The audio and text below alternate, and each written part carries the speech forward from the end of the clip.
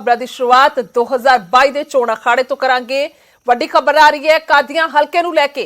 कादियां दे विच Bajwa versus Bajwa हो सकता है, यानी कि प्रताप सिंह बाजवा वर्सेस फतेह जंग बाजवा हो सकते हैं। दोवें भरा जिहड़े ने चोण मैदान दे विच नजर आ सकते हैं। कादियां दे विचों दो भरावां दे विचाले मुकाबला होवेगा और कांग्रेस आगू प्रताप बाजवा का वड्डा बयान इत्थे सामने आंदा है। कादियां तो ही चोण लड़ांगा प्रताप बाजवा कहंदे ने, कोई भी आ जाए फतेह मेरी ही होवेगी। पार्टी ते कम्मां नूं ही वोटां पैंदियां ने। प्रताप बाजवा फतेह जंग बाजवा दस दईए कि प्रताप बाजवा का बयान सामने आया। फतेह जंग बाजवा जिहड़े ने पिछले दिनों दे विच बीजेपी दे विच शामिल होए ने और पहला भी वो कई बार जिक्र कर चुके ने। कादियां तो ही मौजूदा विधायक ने और किते ना किते कादियां तो ही चोण लड़न नूं लैके इच्छा जाहिर भी हो रही सी। तो कादियां तो मौजूदा विधायक ने फतेह जंग बाजवा ते उधर प्रताप सिंह बाजवा का भी कहना है कि वो कादियां तो ही चोण लड़नगे, यानी कि इस वार दोवें भरा जिहड़े ने वो चोण मैदान दे विच नजर आउणगे। एक पासे कांग्रेस तो प्रताप बाजवा, दूसरे पासे बीजेपी तो फतेह जंग बाजवा जिहड़े ने चोण मैदान च नजर आ सकते हैं। हालांकि इस वेले तस्वीर दिलचस्प भी जिहड़ी है वो वेखण नूं मिल सकदी है जेकर अजिहा हुंदा है और दोवें भरा चोण मैदान छोड़नगे और खास तौर पर जिहड़ा है फतेह जंग बाजवा ते प्रताप बाजवा जंग किस तरह दे नाल लड़दे ने और कौन जितेगा, यह भी बेहद दिलचस्प है। ਆਪਾਂ ਇਲੈਕਸ਼ਨ ਹੀ ਲੜਨੀ ਹੈ ਕਿਸੇ ਨਾਲ ਵੀ ਹੋ ਜੇ। ਹਰ ਪਾਰਟੀ ਨੇ ਕੋਈ ਕੈਂਡੀਡੇਟ ਦੇਣਾ ਹੀ ਹੈ ਨਾ, ਇਹ ਤੇ ਲੋਕਾਂ ਤੇ ਡਿਪੈਂਡ ਕਰਦਾ। ਇਹ ਕੋਈ ਭਲਵਾਨੀ ਦਾ ਖੇਡ ਥੋੜਾ ਕਿ ਵਰਸਸ ਵਨ ਐਂਡ ਦੂਸਰਾ ਹੋਣਾ Dara Singh versus king Kong ਦੀ ਹੋ ਰਹੀ ਹੈ। ਇਹ ਤੇ ਇਲੈਕਸ਼ਨ ਦਾ ਕੰਮ ਹੈ, ਵੋਟਰ ਦਾ ਕੰਮ ਹੈ, ਵੋਟਰ ਨੇ ਫੈਸਲਾ ਕਰਨਾ ਹੈ। ਪਾਰਟੀਆਂ ਦੀ ਪਾਲਿਸੀ ਤੇ ਗੱਲ ਹੋਣੀ ਹੈ, ਤੁਹਾਡੇ ਕਿਰਦਾਰ ਤੇ ਹੋਣੀ ਹੈ, ਤੁਹਾਡੇ ਕੀਤੇ ਹੋਏ ਕੰਮਾਂ ਤੇ ਹੋਣੀ ਹੈ, ਤੁਹਾਡਾ ਸਟੇਟਸ ਲੋਕਾਂ ਵਿੱਚ ਕੀ ਹੈ ਉਹਦੇ ਤੇ ਵੋਟ ਪੈਣੀ ਹੈ, ਕੰਮਾਂ ਤੇ ਵੋਟ ਪੈਣੀ ਹੈ। ਜਿਹੜਾ ਮਰਜ਼ੀ ਲੜਨਾ ਚਾਹੇ ਮੋਸਟ ਵੈਲਕਮ। सो इस तो पहला कांग्रेस छड़ के भाजपा च शामिल हुए फतेह जंग बाजवा भी कादियां ते चोणां लड़न दा दावा ठोक रहे ने। प्रताप बाजवा ने कादियां तो अपनी सीट पक्की कर ली सी। ਉਹਦਾ ਕੀ ਸੀਟ ਪੱਕੀ ਕੀ ਮੈਂ ਲੜਾਂ? ਪਾਰਟੀ ਦੇ ਤੇ ਸੀਟ ਪੱਕੀ ਕਿਹਦੀ ਹੈ? ਸਿਟਿੰਗ ਐਮਐਲਏ ਕੌਣ ਹੈ? ਮੈਂ ਹੀ ਹਾਂ ਨਾ। ਪੱਕੀ ਕਿਹਦੀ ਹੁੰਦੀ ਹੈ? ਜਿਹੜਾ ਨਹੀਂ ਉਹ ਲਗਾਤਾਰ ਕਹਿ ਰਹੇ ਸੀ ਹਾਈ ਕਮਾਂਡ ਨੇ ਮੈਨੂੰ ਕਹਿ ਦਿੱਤਾ। ਤੁਸੀਂ ਪ੍ਰਤਾਪ ਬਾਜਵਾ ਕਦੀ ਤੁਸੀਂ ਇਹ ਸੋਚ ਸਕਦੇ ਹੋ ਵੀ ਇਲੈਕਸ਼ਨ ਤੋਂ ਪਹਿਲਾਂ ਹੀ ਕੋਈ ਹਾਈ ਕਮਾਂਡ ਕਹਿ ਦਿੰਦੀ ਹੈ ਵੀ ਜਾ ਕੇ ਉੱਥੇ ਤੁਸੀਂ ਇਲੈਕਸ਼ਨ ਲੜੋ ਤੇ ਜਿਹੜਾ ਸਿਟਿੰਗ ਐਮਐਲਏ ਉਹ ਨਹੀਂ ਲੜ ਸਕਦਾ? ਸਾਡੀ ਤੇ ਟਿਕਟ ਕੱਟਣ ਵਾਲਾ ਮਕਸਦ ਹੀ ਨਹੀਂ। ਟੌਪ 10 ਦੇ ਵਿੱਚ ਕਾਦੀਆਂ ਦੀ ਹੈ, ਟੌਪ 10 ਤੁਸੀਂ ਕਾਦੀਆਂ ਤੋਂ ਲੜੋਗੇ? ਇਹ ਪਾਰਟੀ ਜਿੱਥੋਂ ਲੜਾਏਗੀ। ਤੁਹਾਡਾ ਮਨ ਕੀ ਹੈ? ਮੈਂ ਇੱਕ ਪਾਰਟੀ ਦਾ ਵਫਾਦਾਰ ਸਿਪਾਹੀ ਹਾਂ। ਮੈਂ ਅੱਜ ਗਿਆ, I want to be a discipline soldier. ਮੈਨੂੰ ਪਾਰਟੀ ਕਹਿ ਦੇ ਵੀ ਤੂੰ ਜਾ ਕੇ ਫਾਜ਼ਿਲਕਾ ਤੋਂ ਲੜ ਤੇ ਮੈਂ ਫਾਜ਼ਿਲਕਾ ਤੋਂ ਲੜੂੰਗਾ। ਜੇ ਮੈਨੂੰ ਪਾਰਟੀ ਕਹੇ ਵੀ ਤੁਸੀਂ ਰਾਜਪੁਰੇ ਤੋਂ ਲੜਨੀ ਮੈਂ ਰਾਜਪੁਰੇ, ਜਿੱਥੇ ਪਾਰਟੀ ਹੁਕਮ ਦੇਗੀ। ਆਪਣੇ ਭਰਾ ਦੇ ਖਿਲਾਫ ਪ੍ਰਤਾਪ ਬਾਜਵਾ ਖਿਲਾਫ ਕਾਦੀਆਂ ਤੋਂ ਲੜਨਾ। ਜਦੋਂ ਆਪਾਂ ਇਲੈਕਸ਼ਨ ਹੀ ਲੜਨੀ ਹੈ ਕਿਸੇ ਨਾਲ ਵੀ ਹੋ ਜੇ।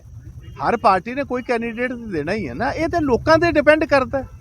ਇਹ ਕੋਈ ਭਲਵਾਨੀ ਦਾ ਖੇਡ ਥੋੜਾ ਕਿ ਵਰਸਸ ਵਨ ਐਂਡ ਦੂਸਰਾ ਹੋਣਾ Dara Singh versus king Kong ਦੀ ਹੋ ਰਹੀ ਹੈ। ਇਹ ਤੇ ਇਲੈਕਸ਼ਨ ਦਾ ਕੰਮ ਹੈ, ਵੋਟਰ ਦਾ ਕੰਮ ਹੈ, ਵੋਟਰ ਨੇ ਫੈਸਲਾ ਕਰਨਾ ਹੈ। ਪਾਰਟੀਆਂ ਦੀ ਪਾਲਿਸੀ ਤੇ ਗੱਲ ਹੋਣੀ ਹੈ, ਤੁਹਾਡੇ ਕਿਰਦਾਰ ਤੇ ਹੋਣੀ ਹੈ, ਤੁਹਾਡੇ ਕੀਤੇ ਹੋਏ ਕੰਮਾਂ ਤੇ ਹੋਣੀ ਹੈ, ਤੁਹਾਡਾ ਸਟੇਟਸ ਲੋਕਾਂ ਵਿੱਚ ਕੀ ਹੈ ਉਹਦੇ ਤੇ ਵੋਟ ਪੈਣੀ ਹੈ, ਕੰਮਾਂ ਤੇ ਵੋਟ ਪੈਣੀ ਹੈ। ਜਿਹੜਾ ਮਰਜ਼ੀ ਲੜਨਾ ਚਾਹੇ ਮੋਸਟ ਵੈਲਕਮ। दस दें कि पार्टी के कई लीडर दावा कर चुके सन जो भाजपा च शमूलियत हुई है कि उन्होंने टिकट कट्टी जा रही सी, इसलिए उन्होंने वालों पार्टी बदली गई है। खैर आगे बढ़ते हैं, गल करांगे मजीठिया मामले की। मजीठिया मामले से सियासी घमासान नजर आ रहा है। केजरीवाल ने फिर पंजाब सरकार नूं घेरिया। कांग्रेस सरकार सिर्फ ड्रामा कर रही है। अरविंद केजरीवाल कहते हुए नजर आए ने मजीठिया नूं हुण तक क्यों नहीं गिरफ्तार किया गया। सवाल पाया अरविंद केजरीवाल ने सरकार नूं सिर्फ लोगों को गुमराह कर रही है सरकार। इस तो इलावा केजरीवाल ने यह भी कहा कि सरकार आने ते बाबा साहिब डॉक्टर अंबेडकर का अधूरा सुपना पूरा किया जाएगा और केजरीवाल ने कहा कि वह गरीब बच्चों को चंगी तो चंगी सिक्ख्या देंगे। पर मजीठिया मामले से घेरते हुए सरकार को नजर आए ने और सवाल यह भी पा दिता कि जो अगाऊ जमानत रद्द हो गई है एक बार तो उस तो तुरंत बाद अजिहे मामलों के वेख्या गया गिरफ्तारी हो जाती है, पर इस मामले के नहीं हुई। बाकी तो और कुछ नहीं है। एफआईआर दर्ज की उन्होंने और खूब बड़ी बड़ी हमने एफआईआर कर दी है। 5 साल लग गए उनको एक एफआईआर दर्ज करने में। हमने एफआईआर कर दी, हमने एफआईआर कर दी, हमने एफआईआर कर दी। एफआईआर करे भी कितने दिन हो गए, गिरफ्तारी करने की हिम्मत नहीं हो रही उनके। मेरे ख्याल से उसके बाद उन्होंने निचली अदालत में बेल के लिए अप्लाई करा, anticipatory bail. Anticipatory bail reject हो गई। मेरे ख्याल से 75 साल में भारत के इतिहास में पहला मामला होगा। नहीं तो जिस दिन एंटीसिपेटरी बेल रिजेक्ट होती है, अगले दिन शाम, उसी दिन शाम को गिरफ्तारी हो जाती है। एंटीसिपेटरी बेल रिजेक्ट हुए कितने दिन हो गए, अभी भी गिरफ्तारी नहीं हुई। दिखावा कर रहे हैं इन लोगों को, ना तो बेअदबी की वो है, ना नशे की चिंता है, केवल और केवल कुर्सी की गंदी लड़ाई चल रही है, लड़ाई झगड़े चल रहे हैं। ये सही नहीं है। गरीबी की वजह से दलित समाज के लोग, एससी भाईचारे के लोग, गरीब लोग अपने बच्चों को सरकारी स्कूल में भेजने में मजबूर होते हैं और सरकारी स्कूलों की बुरी हालत है।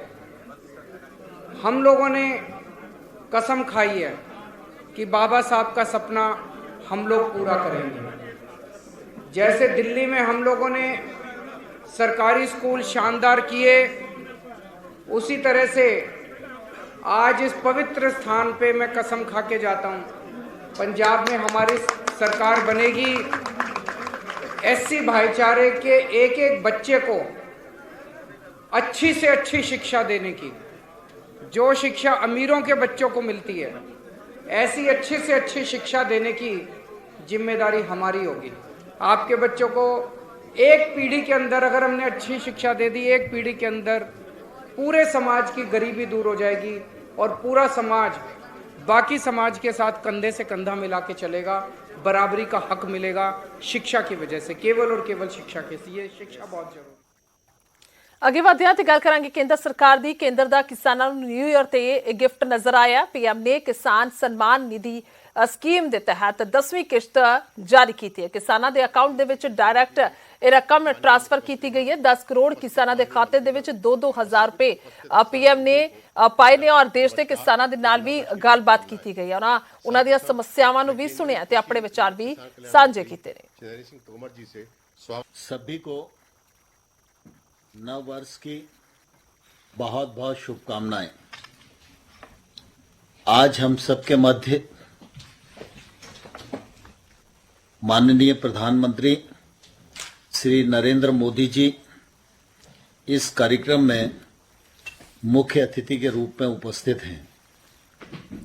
हम सबके लिए सौभाग्य की बात है कि कृषि से संबंधित जब भी कोई विषय प्रधानमंत्री जी के समक्ष